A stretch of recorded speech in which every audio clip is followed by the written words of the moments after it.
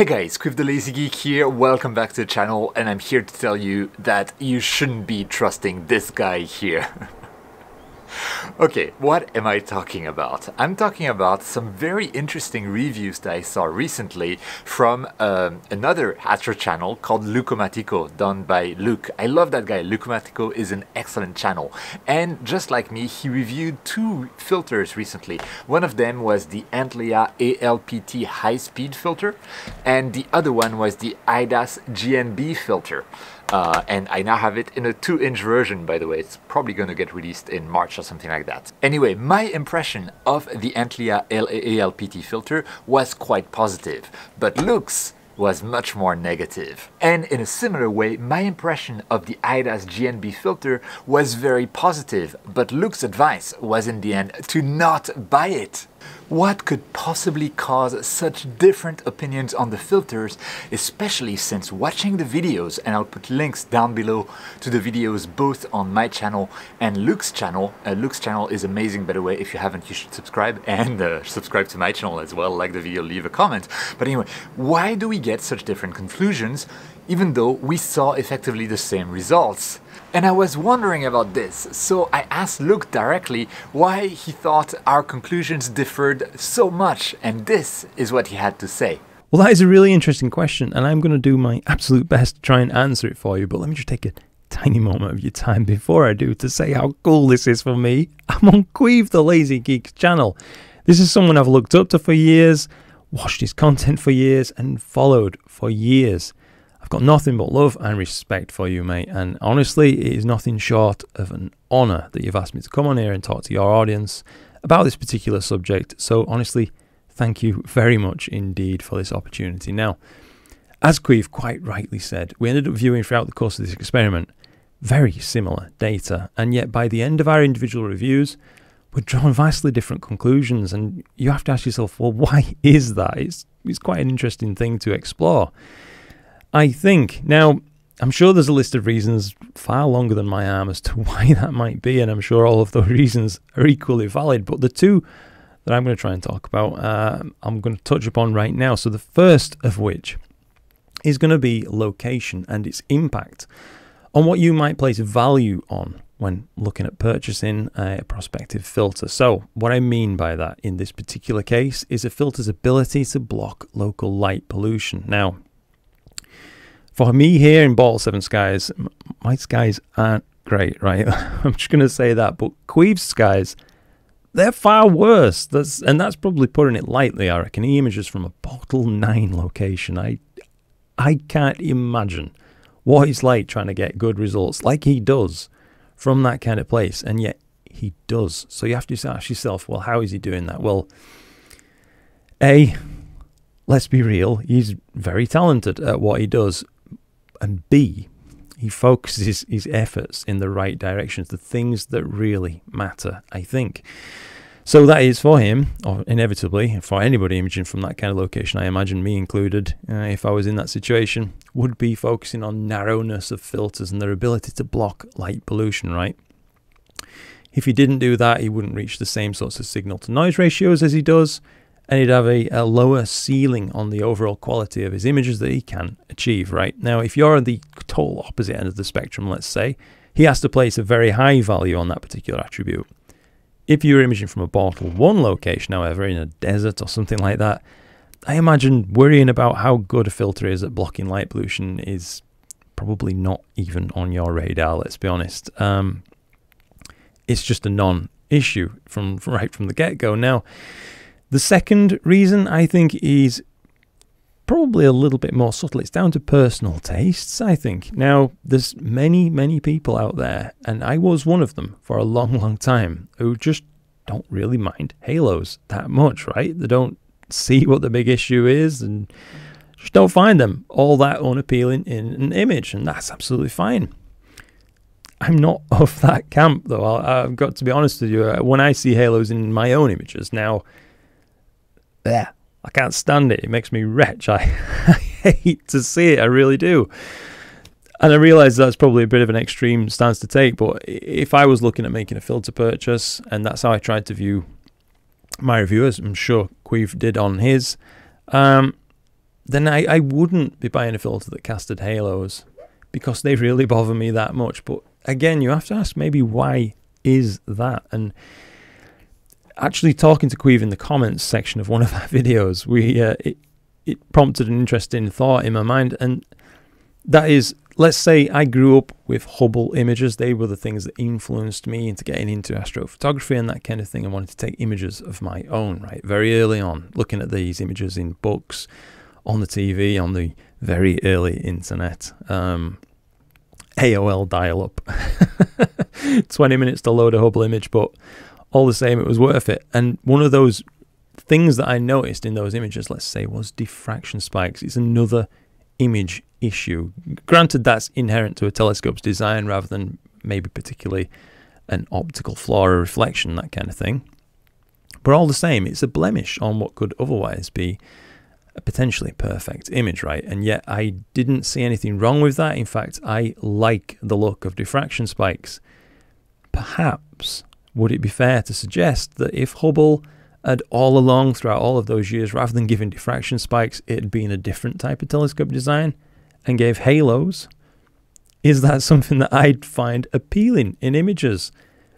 I think it's entirely plausible that that would be the case. Maybe rather than people sometimes adding fake diffraction spikes to, let's say, refractor images and things like that, maybe they'd be adding fake halos to emulate those images that were so influential to them as they were coming up in their own exploration of this particular hobby. Now, those are just a couple of reasons, and I'm sure there's going to be many, many others which are getting touched upon, but I think those are the ones that really stand out to me as potential reasons as to why we drew such different end conclusions. And ultimately, I would just like to say, I think on the whole, it's a good thing when people come up with two different conclusions, because when you're faced with that kind of thing, it inevitably gives you an opportunity to challenge your own beliefs on what you like to see in an image, perhaps, or maybe reinforce your own beliefs. But being exposed to it all the same is the thing that matters, and it helps you cement your own decisions and gives you all the possible information from a multitude of different sources. In this case, two sides of the same coin, really, because we were testing the same sort of equipment but came up with different ideas, and that puts us as consumers in a better place to make an informed decision when making purchases. So ultimately, how could that ever be a bad thing? Now, I've gone on too long, so I'll leave you at that and hand back over to Queeve. Thank you very much indeed again. Whew! Is it hot in here? Yes, Luke, praise me some more. Okay, all jokes aside, I think this has raised some very, very good points. To give you a reminder, when I did the review of the Antlia ALPT high-speed filter, as well as the IDAS GNB filters, exactly as Luke was mentioning, I was looking first and foremost at how much better my signal-to-noise ratio can become thanks to those filters. And this is because my personal situation is I image from Tokyo, and I image from a Bortle 8 to Bortle 9 zone. And also, I don't really care so much about things like halos. And so my conclusions might be different. And that's why I try to always include the blemishes and the problems that I see with any filter or equipment that I'm reviewing, so that viewers, without listening to my commentary, can reach their own conclusions about the filters. And it also makes it easier for you guys, for the viewers, to also check other YouTube channels, other reviews, go on Cloudy Nights or other similar forums to ask questions, that kind of thing, because it is super important. And I'd say it's super important to never make a purchasing decision about a filter or piece of equipment based only on the review of a single person, even if that person is me. So don't trust me. Although if you do buy something, you may want to go down into my video description and click the affiliate links down below. Yes. And on this topic, I found that there is an approach that I've seen taken by another YouTube creator who's absolutely amazing. Nico Carver from Nebula Photos, when he does a filter review and comparison, he goes all in, like super detailed, an incredible amount of details. And what I've noticed is that very often in his videos, he'll be showing the results of each filter compared to one another without any commentary, at least at first, so that you can look at the images and without being influenced by Nico's opinion, you can form your own opinion. Now, I'm far too much of a talkative guy to be able to achieve the same thing as Nico. So, but it could be an interesting experiment to watch one of my reviews without the sound. So you can look at the results that I'm getting without getting my commentary, without like being, okay, I'm like, oh, the SNR got better. The filter band passes are exactly what I wish them to be, and they're exactly as per specifications. They're super narrow. They reject a lot of light pollution. They're awesome, but there are those halos, but halos. Whereas from Luke's point of view, it's like, oh yeah, the SNR is a bit better, but halos. Which is always very it's very interesting. And really it all comes back to personal situations and personal preferences that might have been forged by each person's personal situation as well. I don't know, I like halos. I can't even say that I don't mind them. I actually like halos. I like halos in astrophotos because to me it adds authenticity to the image. Through the halo, I can feel the effort and the sweat and the tears of the astrophotographer who took the time to image whatever target they're getting. I don't know, it's a weird preference. Oh, not quite a preference. I would be fine with an image without halos, but I kind of like seeing a halo. I like seeing that. Whereas for others, like the Antlia LPT filter is an expensive filter, and so it should not have halos. And that's a point that Luke made, and it's very correct. Like there should be no blemishes on such an expensive filter. But for me, I can just forgive those blemishes because one, they're not blemishes for me, and two, it's fine. The SNR is good. If the SNR is good, nothing else matters. Well, not quite, but it's very close to that. And really, this is what I wanted to cover in this video. And yeah, don't trust this guy. Don't trust Luke either. Don't trust Trevor from Astro Backyard. Don't trust, well, no, you can trust Nico. Nico is always super fair. No, it's the same thing. Don't trust any single source. Always, look at the results, look at the drawbacks, and draw your own conclusions. I mean, it's super basic. And I know that I'm preaching to the choir. It's just that this example of me and another YouTube content creator with whom I often agree very much, drawing such different conclusions based on effectively the same observations, it's super interesting. And I haven't really experienced that before. And so I felt like, okay, we need to go deeper into that.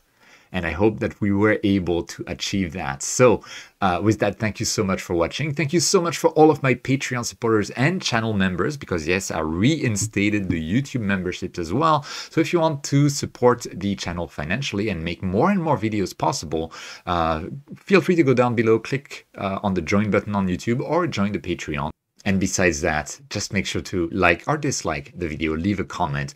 It really helps the channel out and it helps my videos get more noticed by the mysterious YouTube algorithm. So as always, thank you so much for watching. Don't forget whenever you can to look up at the stars, and I'll see you next time.